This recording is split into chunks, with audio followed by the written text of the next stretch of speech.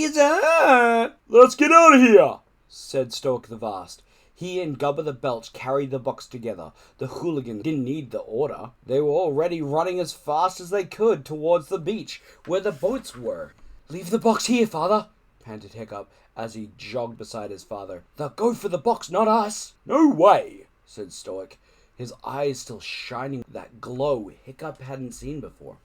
Think of Alvin's disappointment. Besides, this is my chance for greatness, he huffed, knocking over a big tower of limpets as he blundered along. You are great already, father, urged Hiccup. You don't need this treasure. But Stoic wouldn't leave it behind. As they passed the burrows, Hiccup could begin to hear horrible snuffling noises coming from inside. He ran a bit faster, his heart pounding in terror. He bounded through the heather and clashed through the ferns, at one point falling flat on his face. The smell was so strong now that it was becoming visible, drifting out of the dents and cracks Gubba had made in the chest in a thick, greeny yellow vapor. The cliffs of the beach were in sight. They had passed the last mound of scullions. Maybe they would make it after all. And then Hiccup heard a noise that made his stomach turn double somersaults in terror. The noise of animals, like big dogs or lions,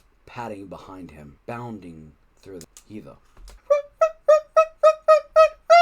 Shrieked Toothless, who was flying 3 or 4 feet above Hiccup's head. Hiccup, Fishlegs, Stoic, and Gubba were trailing behind the others. Hiccup and Fishlegs because they were not fast runners. Stoic and Gubba because they were hampered by the box they were carrying. So they'll get to us first, thought Hiccup. The scullions were now so close behind them that they could hear the horrible, snotty, snuffling noises they were making in their noses and the clicking of their teeth. Hiccup reached the brow of the dunes and launched himself off it in a huge jump onto the sand below. He landed okay, but tripped over his 2 large stretcher-point sword. He rolled over onto his back to look up at the ghastly sight of a gigantic, slobbering scullion, claws outstretched, leaping right on top of him. Its great head was just inches above Hiccup's face. It was the most dreadful thing Hiccup had ever seen, and it would give him nightmares until he was an old man. It was a face that wasn't a face. No eyes and ears, just that vast nose and slobbering mouth, punctuated by sparkling silver teeth. Black saliva dripped down onto Hiccup's face in a disgusting dribble. The scullion was holding him down with one clawed paw, while he sniffed down the rest of his body, searching for the tendon in his ankles, the sunlight glinting on that one luxuriously overgrown talon. Hiccup fumbled for his sword, but the stretcher point had fallen out of reach. Hiccup opened his mouth to shout for help, but no noise came out. Help me! Help me! He mouthed soundlessly.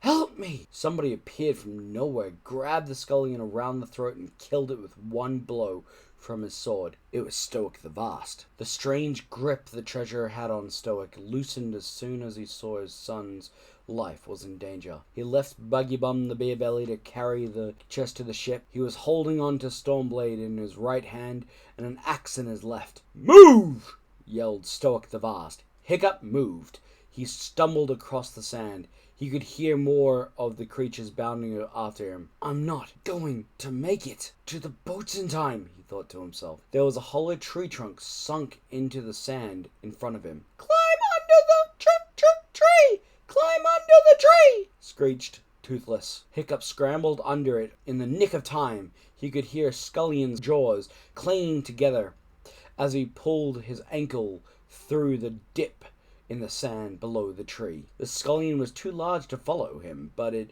pushed its revolting, quivering nose through the gap, and it started to gnaw at the wood around the hole. Hiccup grabbed a bone lying on the ground and shoved it as hard as he could up one gigantic nostril. The scullion fell back with a howl of anguish. There was a sickening crash from above as the scullion landed on top of the tree, and then another and another. Hiccup could hear horrible scratching as they worried away with their teeth, trying to break through the wood. Way above it, Toothless was screaming constantly, "Help! Help! Help!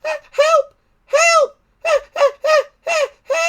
Hiccup swiped at another nose appearing at the hole. All around him, at the edge of the tree trunk, he could hear the scratching sound of creatures digging through the sand. It was only a question of time before one of them broke through. Through a crack at eye level, Hiccup could see his father fighting his way towards him up the beach. His father hadn't deserted him. Noble Newt's breath was recklessly tearing into the back of a scullion 3 times larger than himself that was about to leap at Stoic. Crunch! A scullion talons pierced the tree trunk, so close to Hiccup that it grazed his chest as it went through. The head and shoulders of the scullion appeared in the gaping hole the talon had made. It opened its jaws so wide Hiccup could see right down its black throat. Hiccup screamed and fell backwards. Just as the creature lunged forwards to kill him, Hiccup was grabbed around the ankle by one of Stoic's hairy hands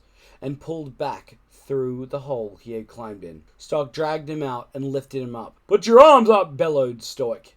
Newt's breath, hovering overhead, took hold of Hiccup's arms with his talons and carried him up into the air. Toothless grabbed one leg, struggling to help. Newt's breath spread out his great wings to the fullest extent. The scullions chased after them as they flew, leaping up to bite at Hiccup like dogs after a tidbit. Newt's breath groaned with the strain of trying to get enough height to keep Hiccup out of range of their snapping jaws. Every now and then, the effort became too much for him, and to Hiccup